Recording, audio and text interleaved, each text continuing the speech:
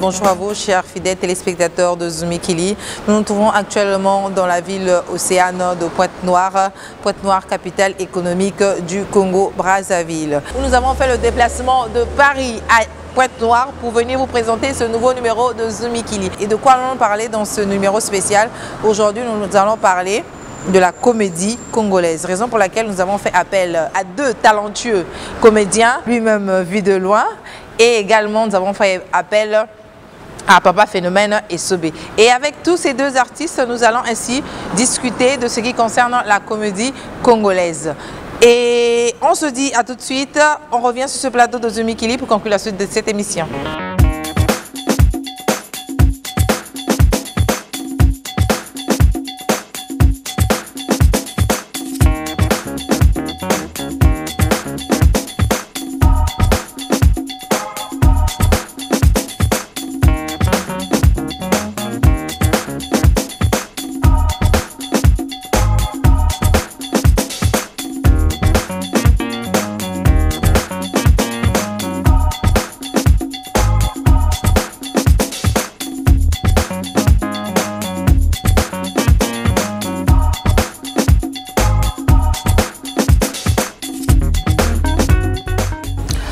Bonjour fidèles téléspectateurs de Zumikili, si vous nous rejoignez et sachez que vous tombez à point nommé pour ce numéro de Zumikili.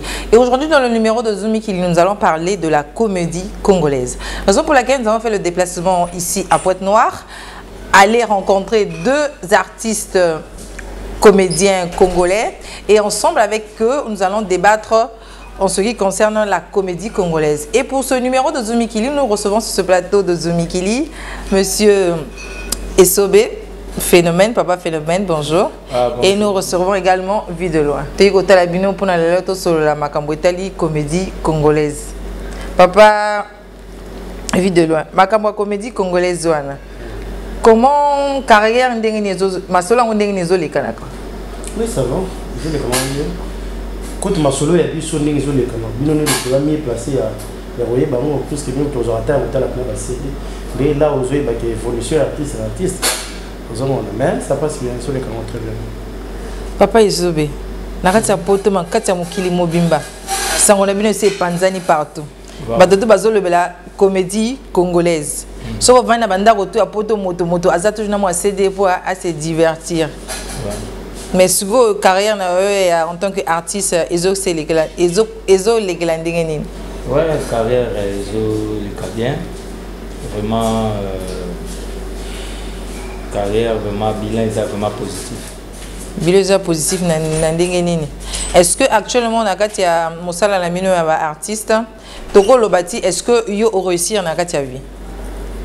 Bon, pour réussir na zo baté sur quel plan yo la réussite? En réussite socio-professionnelle quoi. Est-ce qu'on peut dire actuellement dans ta carrière que tu as vraiment évolué? Ouais, carrière les autres qui n'est vraiment affirmatif, positif parce que ceux qui ont bien traité sont des petits comme ça. Ceux qui le toujours kubakaka toujours quand musalo parce que tout le monde ils ont que malam. Et ça musala na biso neti musala mutino surtout. Donc na ko umela to umela na ngoto yebi déjà ndeni babundaka bundaka ko umela ngo ça fait combien de temps déjà au Minagati ma solo comédien? Na umeli penta théâtre parce que théâtre na loba eza métier comme ami d'enfance parce que tant on a bandi musalo j'étais encore petit tina okola na otanga bachi ki makamunyo surtout na osaka théâtre donc na umeli nango vraiment donc moyen de définir à peu près mais on a lobby pour la carrière professionnelle banda to professionnaliser yango to bimi na média na banda qui na média déjà na année 97 et l'ingol 97 en 97 ouais. Ah, ok. Donc na 97 on a déjà na banda qui na écran mais avant 97 vous allez na ba coulisses na théâtre na coulisses ndengo lobby la coulisses là. Et bon, Papa Vu de loin, ça fait combien de temps que vous évoluez dans cet art? Donc, on va aller théâtre dans un âge il y a 12 ans. Et maintenant, les lots n'ont pas osé là-bas. 24 mois où il y a carrière. 24 mois où il y a carrière vraiment. Ce qui est au bout, tu as moi on appelle ça colis. Parce que comme coco. Mais moi, on a 18 ans. Mon fils est né. Il a 18 ans. Mais dans ta carrière, dans ta profession, il y a qui artiste. Ouais. Est-ce que aux autres formes peut bana au bago assurer relève?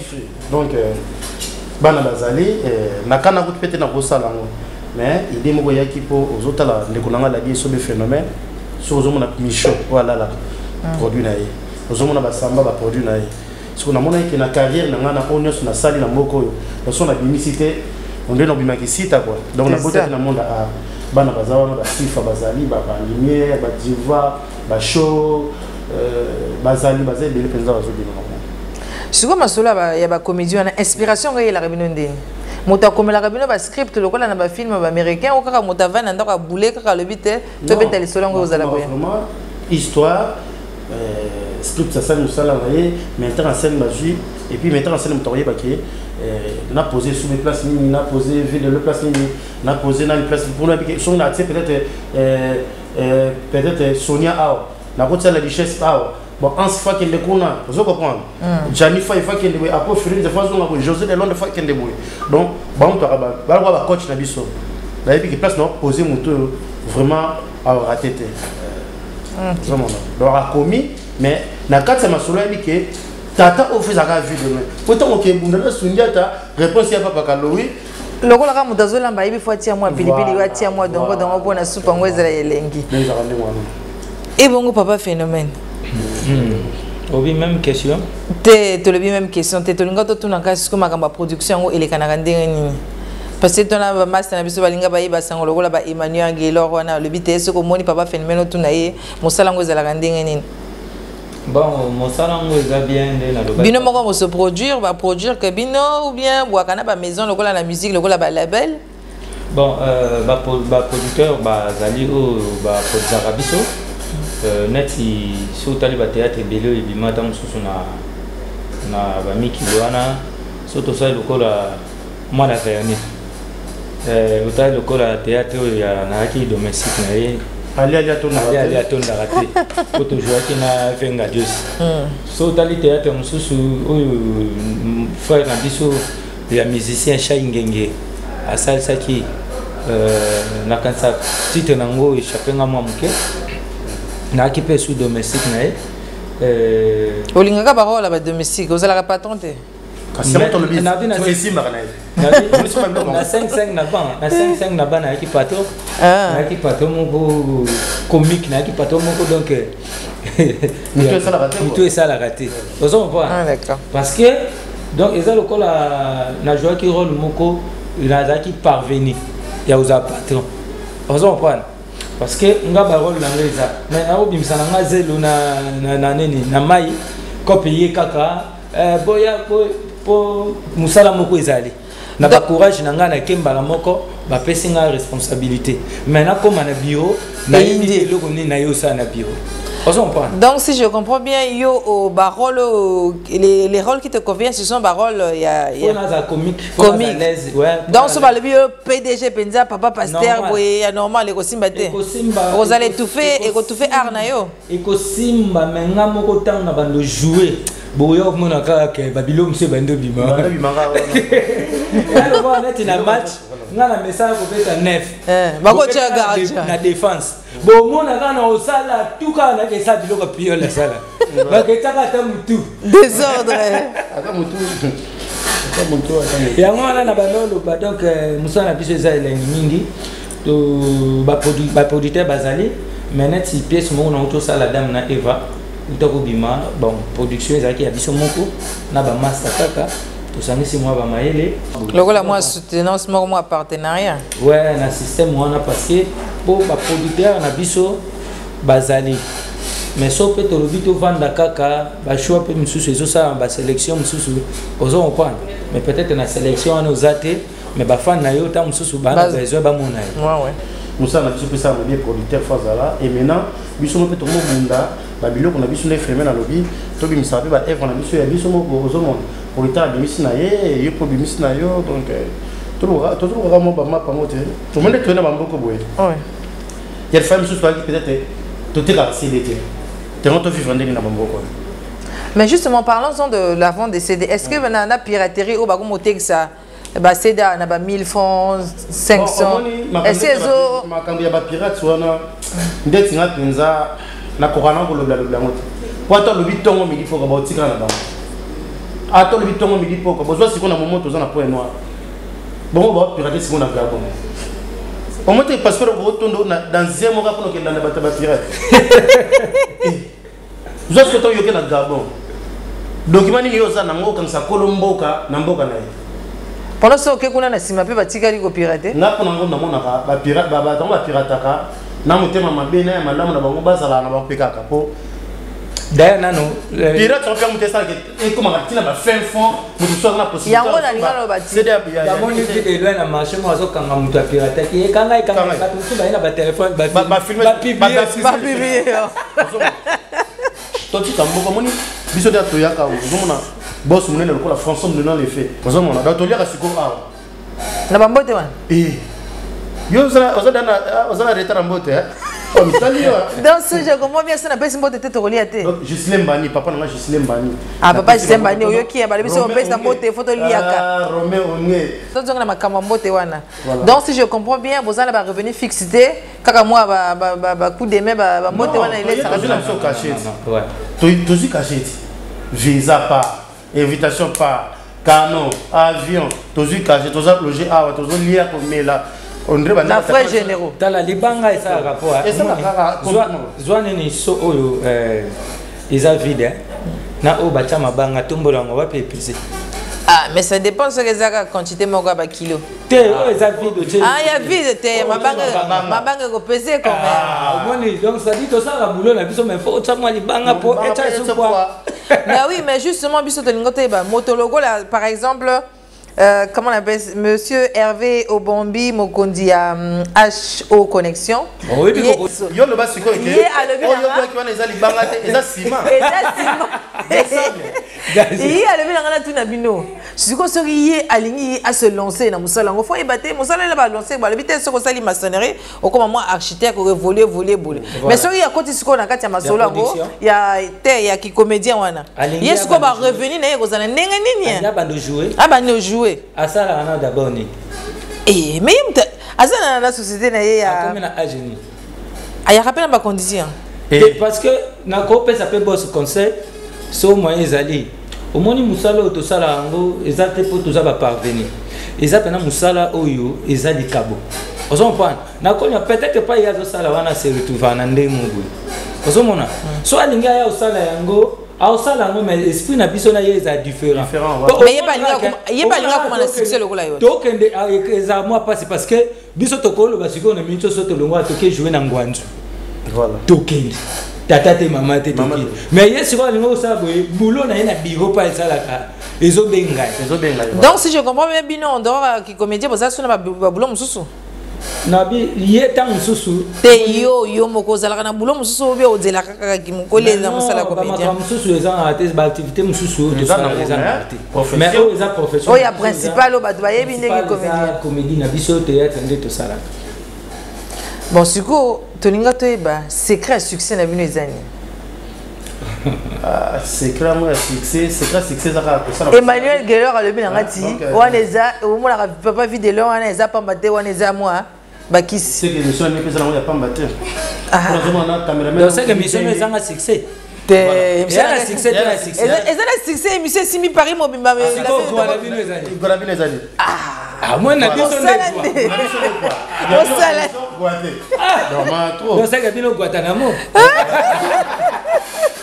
donc au moni succès succès ça kaka sala eloko bato bazolinga sala eloko public ilingaka donc c'était un succès dans kaka pesa bato dans les bon o bato bazolinga o bato bakoseko et c'est là bobulaka bato bosiko na lobi so bobulaka biso et so c'est que kisi vidéo kisi siko ba jouer à kicker bacha pebi je vois la ticket quand on met la ticket baby foot biso benga baby foot donc kicker non ba jouer bacha bacha plus baby so qui ça bon Si vous nous rejoignez, fidèles téléspectateurs de Zumikili, sachez que vous tombez à point nommé dans ce numéro de Zumikili où nous parlons de la comédie congolaise et où nous avons reçu Papa Phénomène et Sobé et Vu de loin. Justement, demandons le succès. Mais succès n'a pas tellement l'équipe est belé. Vous savez, artiste à Congo et à Brazza, il y a des zoua. Parce que bino kaka bozo ya ko zoa bozo bote la bango part de marché quoi. Baba collègue bako sala zoa terre, bango sala zoa terre. Baza ba collègue, ils ont na musala na oyo bato baso pesa. Bozo comprendre. Donc et lo bango zani. Notre le bango tout à l'heure, sala ka o bato zo c'est la bango. Il y a un problème terre. Il y a un problème terre.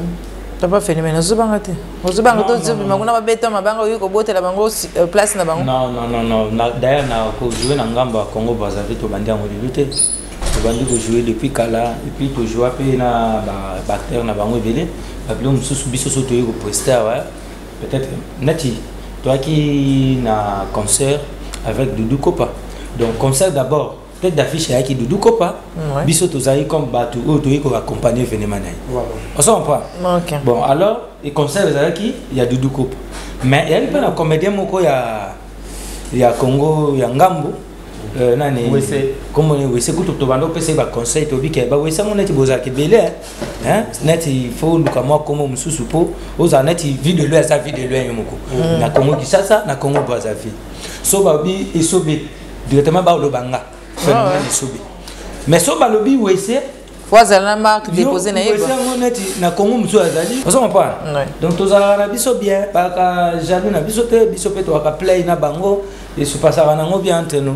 Mais na masolo ya ki lokola na musique basala ba featuring. Lokola moto awa fali a uto sala featuring na moto songolo to moto pakala. Mais est-ce que bino na comédie. Na comédie. Est-ce que vous envisagez que vous ça va featuring lokola na ba go? Bon, nabi moi maïle la banga te baba sa moi maïle monsieur na classe. Vous comprenez?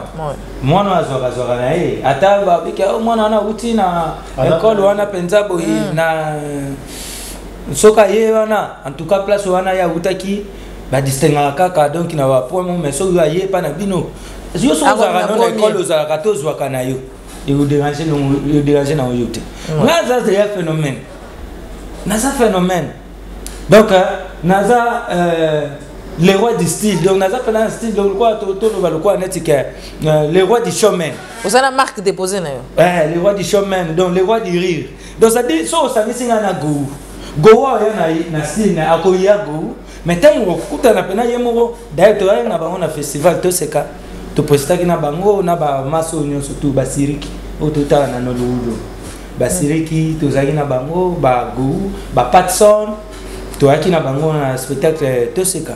Biso bazaki 5 acteurs il y a RDC et puis le reste bazaki ba utaki banda na festival. Donc on était là to zaki tout donc ça dit tozo donc ça dit bozo coopérer. Tozo ça ba projet, bozo on prend. Donc mais papa vu de l'homme comme featuring wana. Bino bo mesana bino ko sala ba comédie na bino na lingala bango na français. Bon admettons que vous sali featuring et koleka na ndeni. Non, c'est le français, tout est dans la français. La français peut inspiration y là na ngoga. Non, il y a aussi inspiration ce que qui va dans la langue. T'es là papa na ngai. Na pesa exemple mongo le quoi ba nigérien wana ba yaka au poster na festival to seka. Neti Adam. Ouais. Hein? Azali ba nigérien ba yaka na festival to seka. Ba masa msusu ba seigneur donc seigneur de azal ivoirien. Ba masa msusu ba yaka ba na payang bazar payang fond. To ba yaka ba poster na langue. Na français. Non, après c'est la langue na ye donc mais sigo après c'est bon parce que bino bo bengi si ye na ndenge na ye. Après c'est bo ebika no ba langue. Eza lo kwa netinga. Langue française eza langue moko oyo toloba ngo déjà na RDC na biso même na Congo Brazzaville toloba ngo. So pesi nga rôle, usenga ke na jouer na ni du na sa bilingue. Voilà. Na sa bilingue na sangisi français na sangisi na lingala. Parce que dans la comédie mususu pour beta ngo bien za à l'aise, il faut ça on kana lingala. Poso nous balolamo comme ça on a français et longwe et perd moi gouaneki. Ouais, on se comprend. Moi oui. Tout à fait. Yango na e lokwa neti yo na poso na yo za na ngoboye. Tant mobala lingi o fo lingi loboye. Et ça te que ndenga ça boye fo na tche choko na konda moi na koma taille. Donc c'est ça. Donc le la Nelly Fundu comédie za na ngona problème ya langue ti. D'accord. Comédie za na problème ya langue ti na kanisa na nikutu Charlie Champlain. Baba non ça mime. Na film à Charlotte Totalak. Baluba te. On s'en prend. Bazo mime kaka ba geste ba nini tout ça mais yebisa ngai na biso okutu to sala comédie ya koloba boy na ebité to sala ba comédie na ebité ndenge to seka na film à Charlie Champlain ozomona ezala nango problème à langue.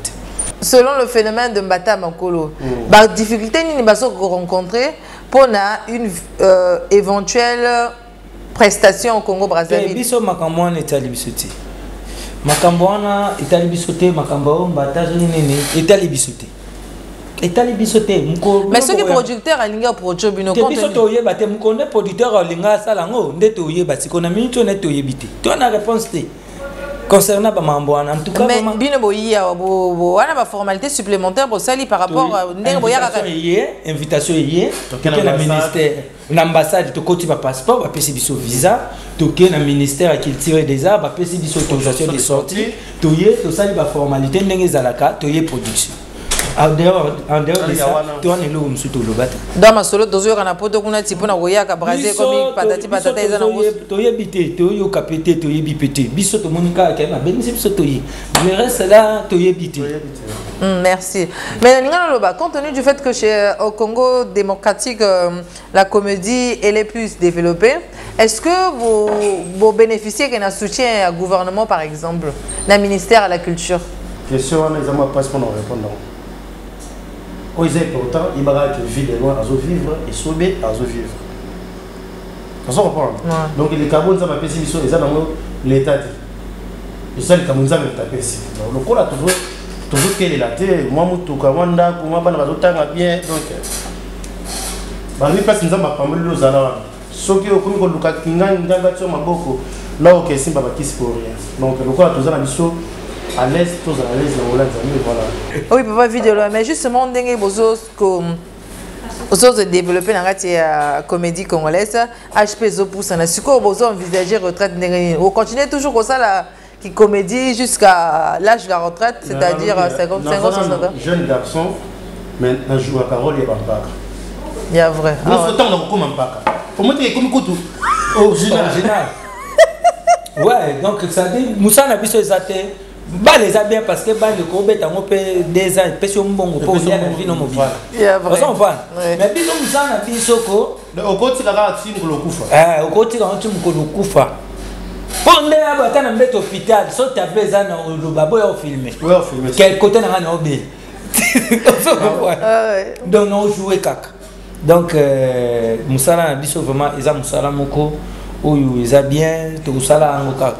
Oui, mais en fait, la question, elle était complémentaire. Mais ceux qui ont commis un âge à retraite, voilà. Comment on ça pour vivre si que moi, pension retraite, en fait, comment est-ce que vous cotisez qu'il y a sécurité caisse de retraite? Parce que tout l'air ça va cotiser quelque part ceux qui ont commis un âge à retraite, à moi un bon parce que à cotiser que mais la génération du moins.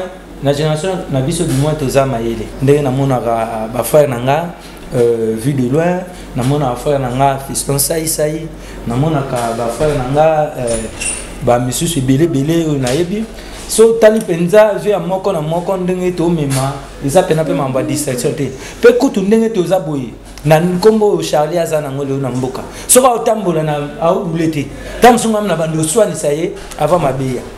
On comprend. Donc ça dit tout ça du moins qui est organisé vraiment à venir. Donc dans le sens où on a et là na grand frère mon reine. L'autre fatal on a na poto land musique. Land musique na reine. Ça dit so ka bika isobe. Bo moni nde boye poto. Liboso ezaki tamso boya ki nante. Mais le boye poto ezamboka oyo epesa kamaili. On comprend.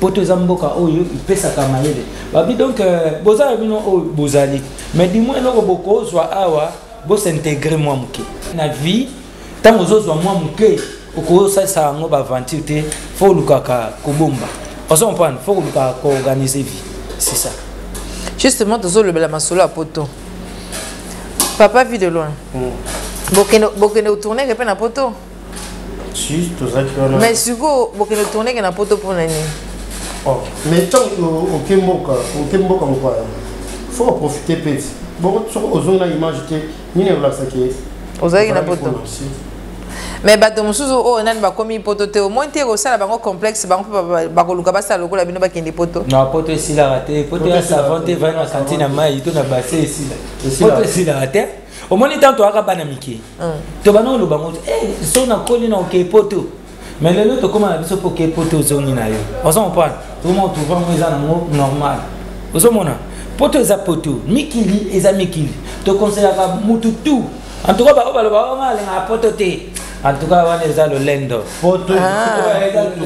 poto ekotikala poto mais okokende mpe na poto peut-être misala no mingi ezali awa na afrique osani ozonga kaka mais bato mosusu mpe ateki lopango ya papa mpona akende mpe poto adu visa pa aleki na nzela wana sikoyo kokoma mpe akwepe na mai omoni babiloko wana etake artiste nazala toujours comme église et au milieu du village ngai mpo mona penake babiloko mwana ngai nakoki ekuta mutu na mboka moboye ataka nde na ye par exemple naye na pointe ngalawa nakuta ata mosu na jeune moboye nakomi oyebisa yeke yaya ndeni yo vi kote ondeni yaka bwala kote ngai nalobaka na otunuka ndeni kote sava so bisava na koencourage kaka ozomona donc c'est ça poto ekosila te bandeko mosusu baoya na nsima babose kaka bakozwa bainvitation un jour ndenge biso tobana oyeba te ngai na famille nzongo famille mobima na poto nakenda poto na ndenge te keo famille ebengisi ye nakenda na ndenge ya mosala mais ntango nakendaki pai naye kosentir mpendaki ouais famille eza costo kutu ozo comprendre. Ah oui. Justement, papa vit de loin. Conseil ni okopé sana bateau, ba artiste lokola bino, ba kansakati pour na kokoka na vie pour na ko succès faut kene kaka poto. Non, donc lomba moté quoi. Donc baya na souci à musala. Baya karaté pour akoma lokola vie de loin. Ko yana mbamba on te peut comment lokola et sobe pardon. Donc ça nous série na musala na yo et puis yebanza de confier domaine na yo de kabuna yo na nzambe. Voilà. Donc, tous en la question, si vous nous rejoignez, sachez que vous êtes dans l'émission Zoumikili et dans l'émission Zoumikili. Aujourd'hui, nous parlons de la comédie congolaise et pour ce fait, nous avons reçu monsieur Esobe Papa Phénomène et Papa Vit de loin. Donc, on a Katia Masole à comédie congolaise. Tolinga Toyeba. Là, tout le monde a la télé. Na bilili kande tout le monde a na internet na TV banini que ba artiste mosusu ba soutenir ka ba musicien oyo. Le rôle à Papa Phénomène, il y a un musicien. Oh, boss rock. Boss rock, il doit alors soutenir Bissotou. Pourquoi ni mon équipe n'a soutenir OET. Zelana Beto. Bino tu vas artiste. Zana Beto solo moko.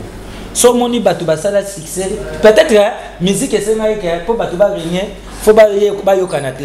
Mais na monde na biso to sala constant wana na lisango to salaka. Na boyokani et pesa et yango comme ça biso otozali. Et en plus boulot na biso za boulot à cohésion. Donc il faut la bien aille, postom toza bien. Lobby rôle écoute à biso le quoi déjà to message ambiance soit tozaka bien, to kosakana nango ya kosakanate. Et ça te que net ngana de loin. Oh nanga munaye on nanga bunu bo siko boulot na biso tani bosa elo kamalongate. Bosa elo kamalongate bo ça semblant.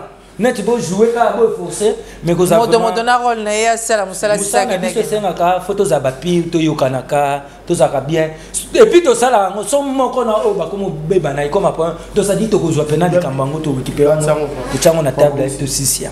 Donc si je comprends bien aujourd'hui Toko Lobelati, le monde de la comédie congolaise se comporte très bien et c'est un métier d'avenir aussi. Si.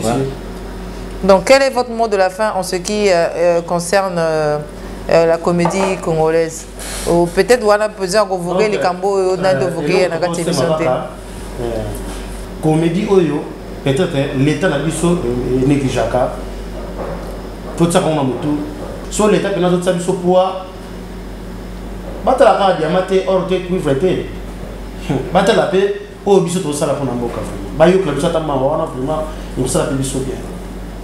Papa Phénomène comme ça.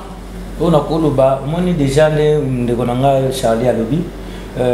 Comédie vraiment thérapeutique. Vous comprenez? Ils allaient qui sont très vraiment. Si on est comprimé, par exemple, il y a si on est c'est ça. Si on est comprimé à cause de ces cadeaux. Vous comprenez? Vous comprenez? Donc ça dit la canda, ma comédie au Pénan ordonnance, mais là c'est cadeau. 2 fois par jour. 2 fois par jour. Donc ça dit faut se trop. Minimum il y a ça 11 jours en bima bateau, biso to délivrer. Mais on a coupé ça comme conseil pour na musana biso et ça a toujours na valeur nango. Moni ba vie oyo ba pesa biso pour ça au sala musala oyo. Biso de lo balé kitoyer, toujours ça la fierté nango et puis toujours garder toujours honneur wana. Dès que c'est un PK même génération future hein donc il va l'andaka lokolo oyo pour garder valeur ya comédie oyo zomona et vous allez vraiment essayer trop ba jeune artiste tout travailler trop tout bosser pour tout garder car toujours et le Congo nous ça na biso ils ont polémique ils ont ba marambo mususu ya papa mbaté ils ont unité nationale unité et puis ko bosser fort ba comportement mususu to za kanango to bota ma pe na ba éducation ya ba famille mais on peut te copier par exemple les mots bota mususu na mon arrivé oh à se comporter mon susu peut te rappeler à l'école to za biso to za la ba le lo ba modèle les abisso ba modèle les abisso ba génération ekoya ba modèle les bisso. Et voilà, fidèles téléspectateurs, c'était donc l'émission de Zumi Kili où nous avons reçu Papa Phénomène et Papa et Sobé. Mais surtout, tu aussi c'est biso bon côté. Parce que ma fan on va dire la biso na chaîne Oyo. Bah Oyo parce que la biso na internet à Mokili Mobimba. Bah on mais yo diamant pour to chike bangba kende boy. To seki ata mo mukete. Patron. Na biso na yondo to mabe hein. Olobi? Na lote yo mabe na butu. Isobe. Ya ngarenga na lo banayo soko kana msala ukandate pana lutiyo na butu na po. Isobe. Olotinga na za ulota ndoto nanga na lutiyo na kati. Na sali na ndoto. Na ndoto na za ulota yo lati costume ensemble costume ya pembe ngana lati va tu za ukota na église ba tu za ukanga. Donc yo mari de nuit. Mais yo na engagé a Isobe take sentinelle. Si on l'autre ndoto, c'est ko lalaki. Olongo musala. Pada. Olobi? Pada. Na lala na kuite na samtim. Olalaki na samtim na metu kuite boy na dauta. Elongi mabelo ko la pumo. Mabe ya mama na yake na kujua.